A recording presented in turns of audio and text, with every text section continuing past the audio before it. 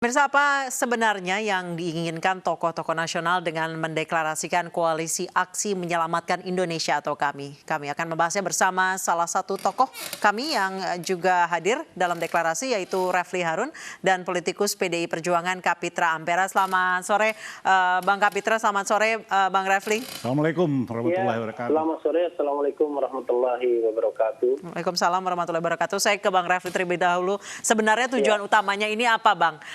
Bisa disingkat dari 10 jati diri kami, itu disingkat secara lebih singkat gitu. Moral movement, gerakan moral ya. Jadi itu jati dirinya. Jadi kalau gerakan moral itu yang diperjuangkan value, nilai ya. Bukan berarti tidak masuk wilayah politik, masuk wilayah politik, ekonomi, sosial, budaya. Tetapi perjuangannya adalah basisnya nilai. Nilainya itu di mana? Nilainya itu dia di Undang-Undang Dasar 1945 dan terutama di pembukaan yang memuat dasar negara Pancasila. Itu. Baik. Kalau mau disingkat. Baik, kalau misalnya dari 10 poin itu apa yang paling utama untuk segera mungkin diaksikan gitu, Bang Refly? Ya, kalau kita lihat poin-poin ini ya harus segera mungkin ya. Jadi kalau kita kaitkan dengan kondisi saat ini, ya bidang ekonomi itu masalah tentu ya. Kemudian bidang hukum juga masalah, bidang sosial budaya juga masalah ya kan.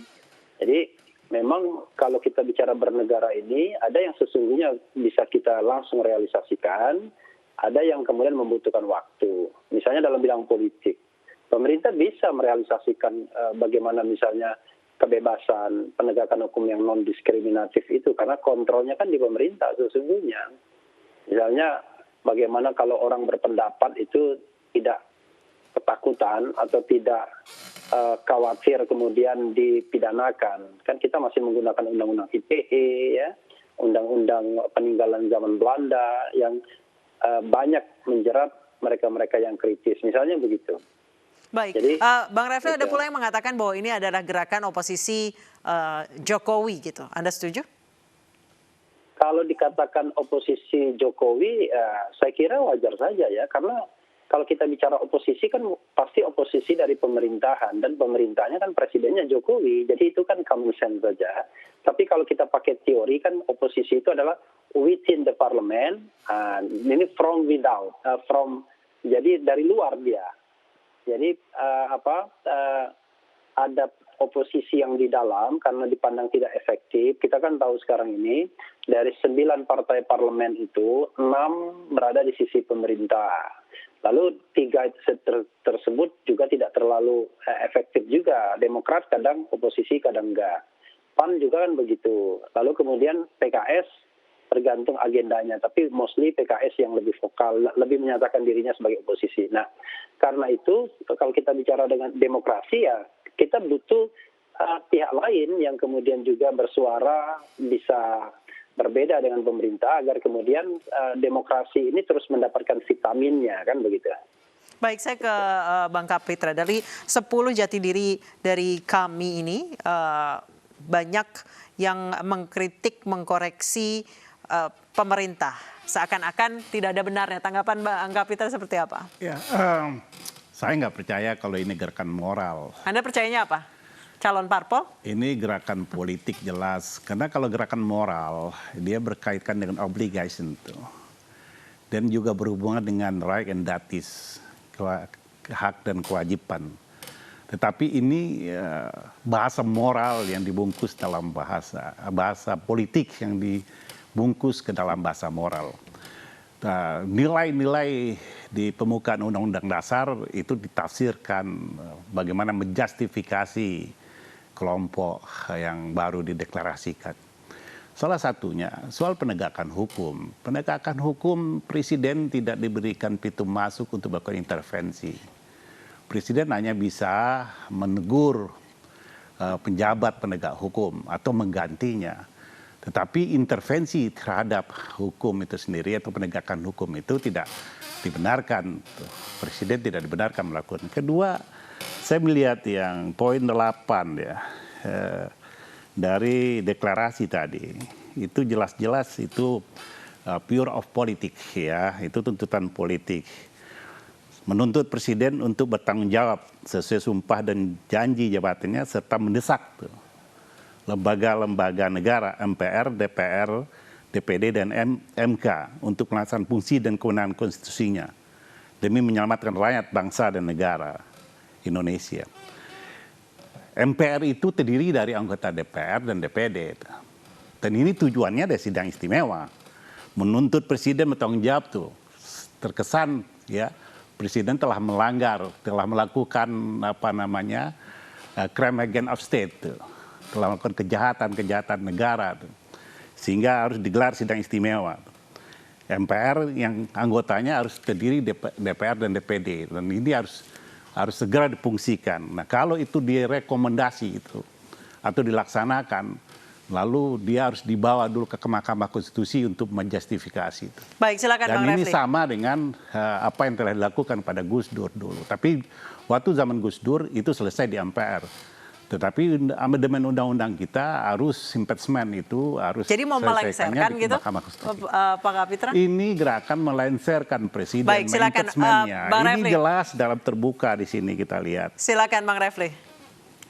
Iya, saya kira kita perlu ada pemahaman yang benar dulu ya.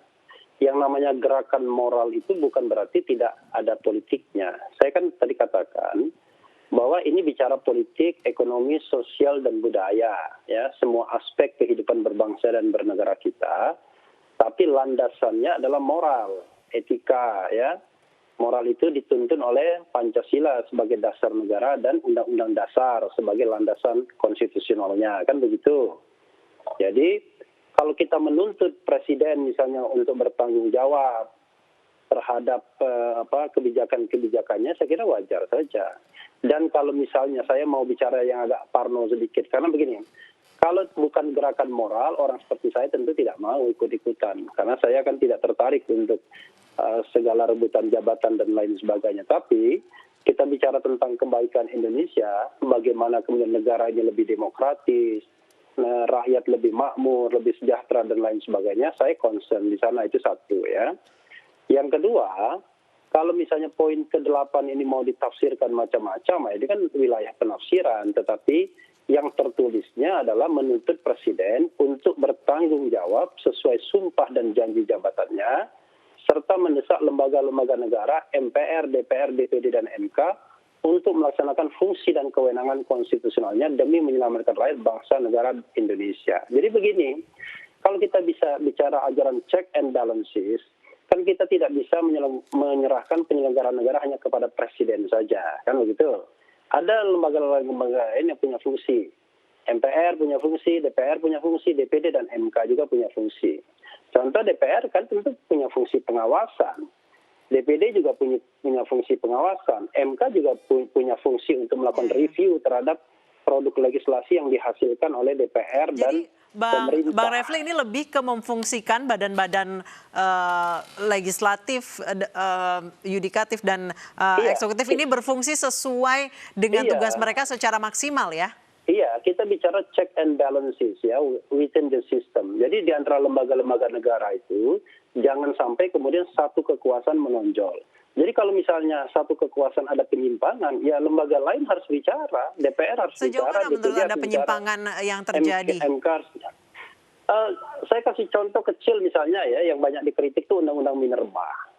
Jadi Undang-Undang Minerba itu sebelumnya kan Undang-Undang Nomor 4 Tahun 2009, di mana undang-undang tersebut sesungguhnya memberikan peluang bagi negara untuk mengambil alih, untuk mengambil tambang-tambang raksasa, ya, itu ratusan ribu hektar, puluhan ribu hektar, dan itu untuk negara. Tapi dengan adanya Undang-Undang Minerba tahun 2020 yang menggantikan undang-undang sebelumnya, dan itu seperti agenda gelap, ada hidden agendanya karena ada penambang-penambang besar, maka yang terjadi adalah penambang besar itu bisa menguasai tambangnya kembali untuk 20 tahun ke depan. Nah, ini kalau kita bicara tentang yang namanya law making proses pembentukan undang-undang, ini proses pembentukan undang-undang yang tidak baik, yang tidak transparan. Baik, Bang Refli. Karena itulah kemudian undang-undang ini di-challenge di Mahkamah Konstitusi, dan kita berharap MK kemudian menjalankan fungsinya secara baik ya, secara Baik, berani, Bang Refli, secara menurut Anda seimbang apakah gitu. undang-undang yang dihasilkan di pemerintahan sekarang ini lebih banyak berpihak pada let's say oligarki gitu? Menurut Anda seperti itu? Paling tidak kalau kita kasih contohnya dua, ya, Undang-Undang nomor 2 tahun 2020 yang berasal dari Perpu nomor 1 2020, orang menyebutnya Perpu Corona, dan kemudian Undang-Undang Minerba, dan yang lagi dibahas Undang-Undang Cipta Kerja, ya, kadang-kadang disebut Cilaka, kadang-kadang disebut Ciptaker, ya itu kan menunjukkan bagaimana oligarki kekuasaan itu berselingkuh dengan pebisnis. Karena itulah kemudian perlu adanya peran civil society. Kalau seandainya peran pengawasan DPR itu lumpuh, bahkan Baik. DPR itu tidak menjadi part of problem, dia tidak bukan jadi problem solver, tapi dia menjadi part of problem. Jadi jangan salahkan the society, masyarakat, kalau dia mengambil perannya ketika lembaga-lembaga lain lumpuh. Begitu. Baik, silakan Bang Kapitra, dijawab langsung. Saya pikir harus ada deteksi, harus ada bedakan ya, antara gerakan moral dan gerakan politik. Karena kalau gerakan moral tujuannya ada penggunaan legitimasi etis tuh, masyarakat atas kebaikan negara. Ini gerakan politik. Kalau kita tadi bicara Bung Rafli mengatakan ada check and balance, sistem kita sudah ada separation of power, ada pemisahan kekuasaan. Ada eksekutif, yudikatif, legislatif, itu sudah berfungsi. Kalau dilihat dominasi fraksi di DPR, itu konsekuensi dari suatu demokrasi. Ya. Ketika pendukung pemerintah mendominasi di DPR, itu konsekuensi dari sebuah demokrasi yang kita pilih menjadi sistem negara kita. Tetapi kita lihat Mahkamah Konstitusi ya sebagai benteng terakhir dari suatu produk perundang-undangan tidak berfungsi dengan maksimal, telah memberikan kontribusi yang besar dan telah melaksanakan fungsinya sesuai dengan konstitusi. Jadi saya melihat ini narasi-narasi yang dipakai untuk membenarkan, menjustifikasi, mencari pembenaran-pembenaran. Kenapa? Karena semua yang dibuat pemerintah nggak ada yang benar tuh. Semua yang dilakukan ya. Sebagai orang yang independen, saya bukan karyawan Presiden Jokowi itu, bukan juga pemegang kekuasaan yang diberikan Jokowi itu. Tapi saya punya concern tuh. Saya punya kepedulian terhadap bangsa ini supaya tidak gaduh, tidak rusak di tangan-tangan orang yang ambisius tuh. Kita ingin melihat. Maksudnya seperti apa? Ya, saya ingin mengatakan bahwa ada orang-orang yang mengalami power syndrome atau orang-orang yang mengalami megalomania gitu ya, lalu membangun narasi-narasi untuk kebaikan umat, keselamatan bangsa. Ternyata sebenarnya ingin menyelamatkan eksistensinya dalam ranah politik yang mungkin mulai memudar. Bang Refli. Saya melihat konstelasi politik yang telah selesai itu belum membuat orang move on tuh. Orang-orang yang kalah dalam konstelasi itu masih ingin gitu. Tahu orang-orang yang sakit hati juga membangun kekuatan untuk mendiskreditkan. Berarti ini yang tidak mencerahkan. Ini tidak mencerahkan. Gerakan ini adalah barisan sakit hati. Silakan ini yang Bang tidak Refli. mencerahkan masyarakat. Kalau hanya sekedar untuk mengingatkan masyarakat, mengingatkan pemerintah karena ada etik yang dilanggar, kita setuju. Oke, baik. Saya kasih kesempatan Bang Refli, silakan. Ya. Jadi memang ya, kalau kita bicara mengenai berdebat ya, debat itu kan harus kita bedakan substansi dan hal-hal lainnya. Kita kan berbicara mengenai substansi. Tapi kan ada latar belakang dari semua itu. Mana substansi yang tidak disetujui, kan kira-kira begitu. Mana substansi yang kemudian kita bisa katakan oke misalnya. Saya tadi kan bicara mengenai undang-undang Minerba, undang-undang Corona dan lain sebagainya yang merupakan fakta. Kalau biasanya kalau kita berdebat substansinya kemudian dihindari, biasanya ya hal-hal yang enggak substantif yang diomongkan, ya kan? Jadi terima kasih, kalau saya sih terima kasih dibilang ini post power syndrome, pasukan sakit hati dan lain sebagainya. Kan insya Allah tidak, ya kan?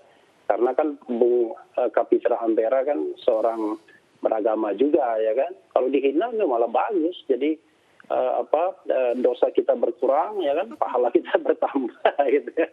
Tapi intinya saya ingin mengatakan bahwa kita harus paham bahwa yang namanya moral politik ya, itu bukan berarti kemudian terpisah antara politik dan moral. Jadi kita harus membedakan antara orang yang berbicara politik hanya sekedar bagaimana cara merebut kekuasaan, cara cara mendapatkan kekuasaan dan lain sebagainya, dengan orang yang kemudian berbicara mengenai value nilai.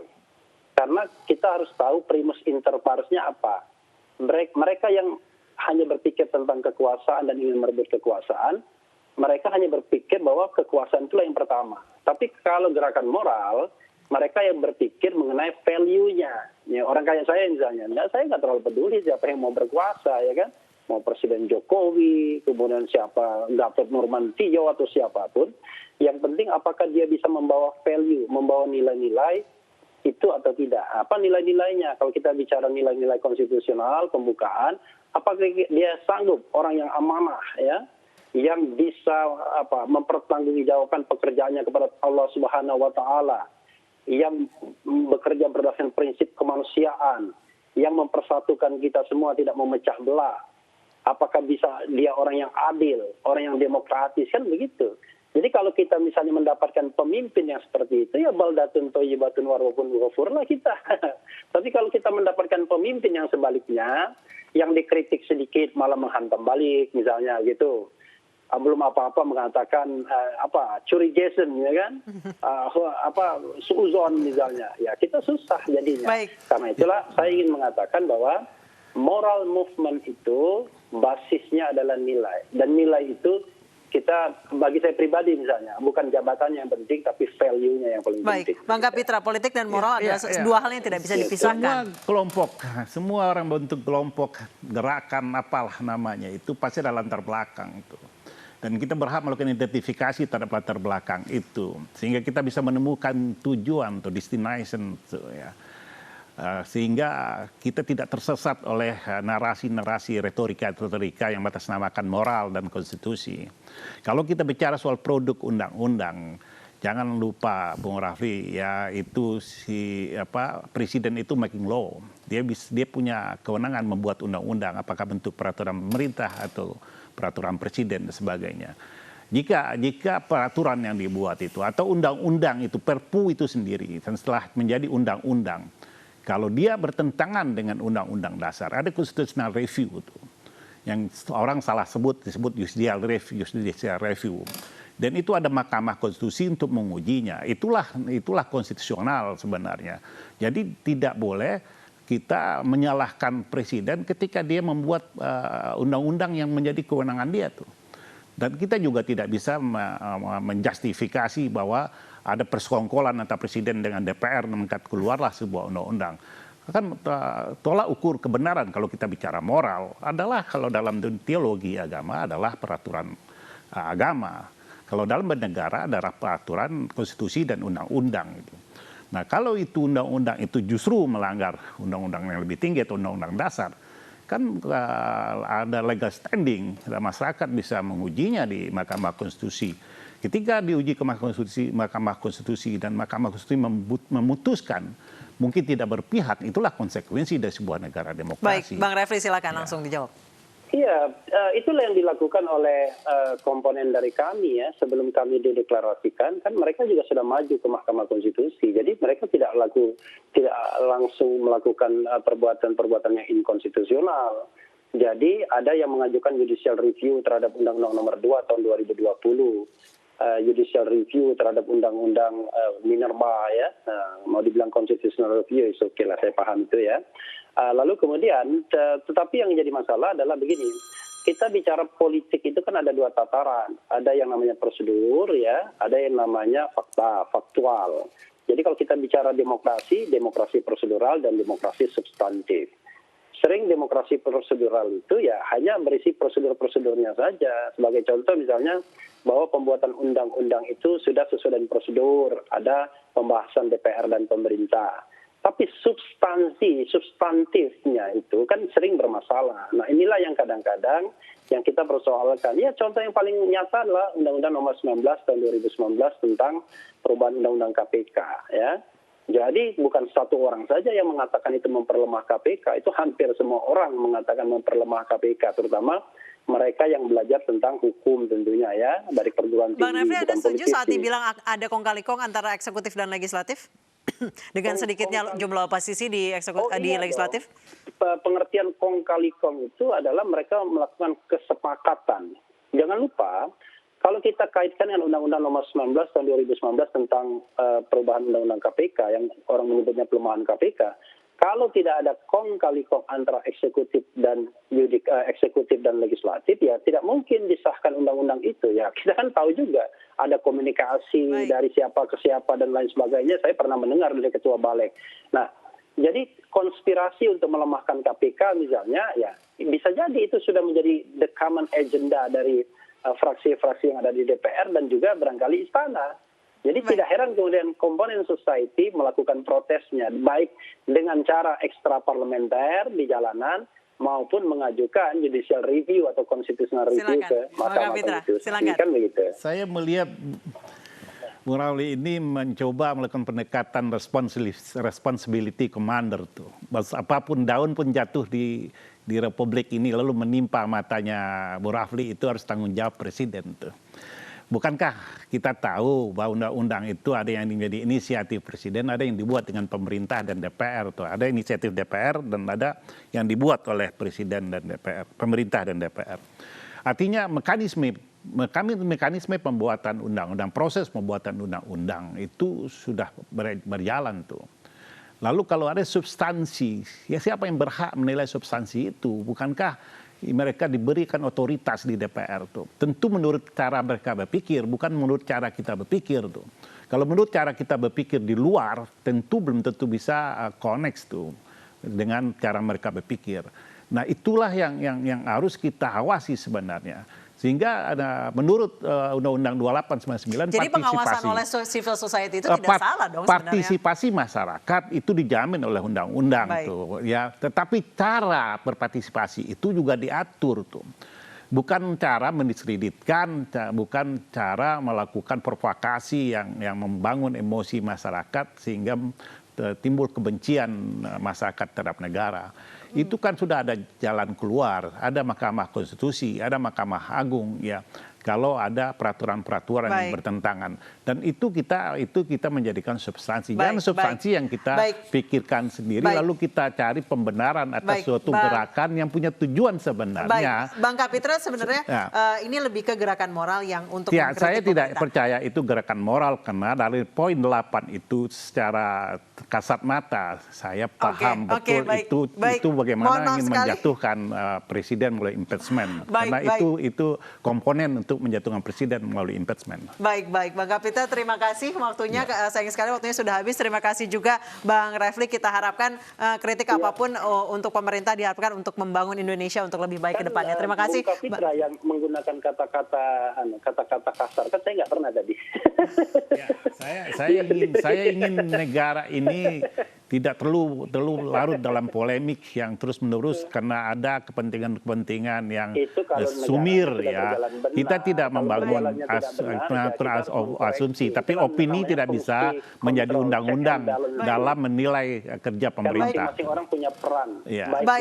Ya, peran kita tentu sesuai dengan fungsi kewarganegaraan kita. Terima kasih, Bang Refli. Makanya kami menjalankan fungsi. Kita bisa lanjutkan ini diskusi mungkin. Nanti kita diskusi di luar. Iya, baik. Bisa diskusi sambil ngopi. Sama-sama orang yang independen ya. Bang Refli, terima kasih Bang Kapitra. Anggota PDIP kan tidak independen. Saya bukan pengurus, bukan saya struktur. Tetapi saya punya kebebasan berpikir. Dan saya tidak dikendalikan oleh siapapun tuh. Baik, Bang Kapitra, kita waktunya sudah habis. Mohon maaf, harus commercial break. Kami mohon maaf. Terima kasih Bang Kapitra, terima kasih Bang Refli telah bergabung bersama kami di iNews Sore. Pemirsa, usai